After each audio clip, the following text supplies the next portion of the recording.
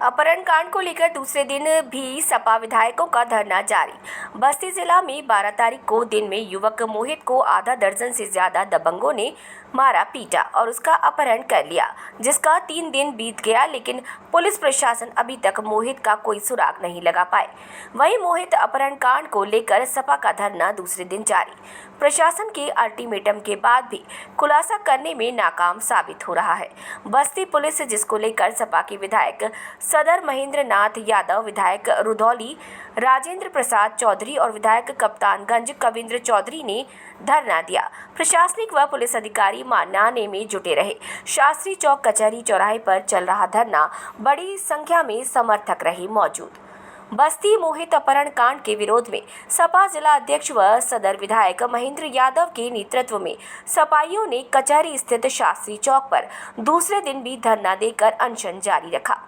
सदर विधायक ने मोहित की सकुशल बरामदगी और अपहरणकर्ताओं पर कार्यवाही के लिए डीएम-एसपी को ज्ञापन देकर धरने का अल्टीमेटम दिया था।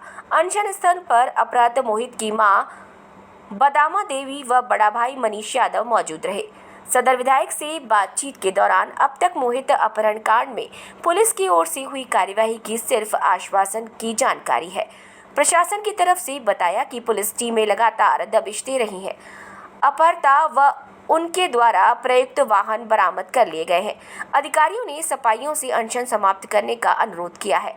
वहीं सपा विधायकों का आरोप है कि समय से अगर पुलिस मामले पर कार्यवाही होती तो मामला इतना आगे नहीं बढ़ता, और ये भी कहा कि पुलिस सरकार के दबाव में काम कर रही है। इसमें सबसे बड़ा दोषी पुलिस को बताया गया है। ये घटना हुई है और शहर के जिस इलाके में हुई है, टिकौरा दत्तू राय हुआ, वहाँ जिस तरीके से फिल्मी स्टाइल में ये लोग आए और उसके जिस किराए के मकान में वो रहता था उसमें उसे मार पीट करके तोड़ फोड़ करके उसको लाद करके गाड़ी पे चंगरवा तक लेके जाने का काम किया। इस बीच में 5-5 चौकियाँ पड़ती हैं और वहाँ भी ले जा करके उसके साथ घंटों तक मार पीट किए। उस इलाके से गुजरने वाले, उस इलाके के रहने वाले लोगों से जो सूचनाएं हम लोगों के पास आ रही है कि वो चीख चिल्ला रहा था और यहीं से चीख चिल्ला रहा था, लेकिन फिल्मी स्टाइल में उसको लाद करके आखिर ये उन लोगों का इकबाल बुलंद था और पुलिस का संरक्षण प्राप्त था, तभी तो उन लोगों ने शहर के पास इलाके से इतनी चौकियों को क्रॉस करते हुए उन्होंने एक काफिला बना करके उसको मारते पीटते हुए लेकर के चले गए। जिनके घर ले गए भारतीय जनता पार्टी के नेता हैं, उनका बेटा भारतीय जनता पार्टी का नेता है जो मुख्य अभियुक्त है। और ये सूचना तो यहाँ तक आ रही है कि पुलिस मुख्य अभियुक्त तक है और मुख्य अभियुक्त को बचाने के लिए अलग अलग थ्योरी कर रही है। और सुनने में आ रहा है कि उस दिन उसको वहाँ चंगरवा में ही इतना मारा गया कि चंगरवा से सटी हुई कुआनो नदी बहती है। अब तो यहाँ तक उम्मीद है, जो सूचना आ रही है, हम लोगों को तो यही लग रहा है कि अब कुआनो मैया ही उसको वापस करेंगे। अच्छा, अभी एसपी का बयान बीच में आया, घटना में कोई खुलासा भी नहीं कर पाया। जो लड़का गायब है उसी के ऊपर की आरोप है कि वो भी इस तरह का। देखिए, हमारा सिर्फ इतना कहना है कि हम ये नहीं कहते कि कौन कैसा पूर्व में था। निश्चित है, हो सकता है कि कोई दूध का धुला में जब आपस में उन लोगों में लड़ाई झगड़ा हो रहा था तो दोनों उस किस्म के रहे होंगे, मनवल रहे होंगे, झगड़ालू रहे होंगे या जो भी रहा होगा।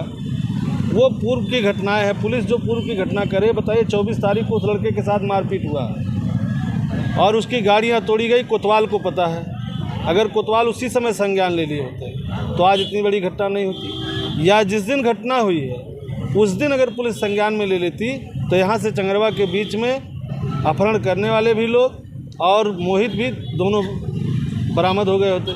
दोनों परिवार के लोगों को थाने में बुला लिया गया होता।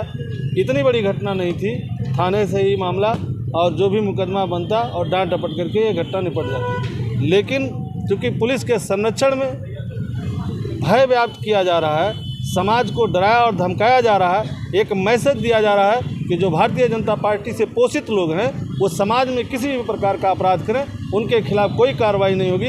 पुलिस उनको संरक्षण देगी दूसरे लोगों को दबाने के लिए और डराने के लिए। क्या आपको लगता है कुछ पॉलिटिकल प्रेशर भी पुलिस के ऊपर है जो कार्रवाई नहीं कर पा रही है इतना दिन भी जाने का? निश्चित पॉलिटिकल प्रेशर है, पॉलिटिकल प्रेशर है और लगातार पूरे प्रदेश में ये चल रहा है। बस्ती में तो कुछ ज़्यादा चल रहा है।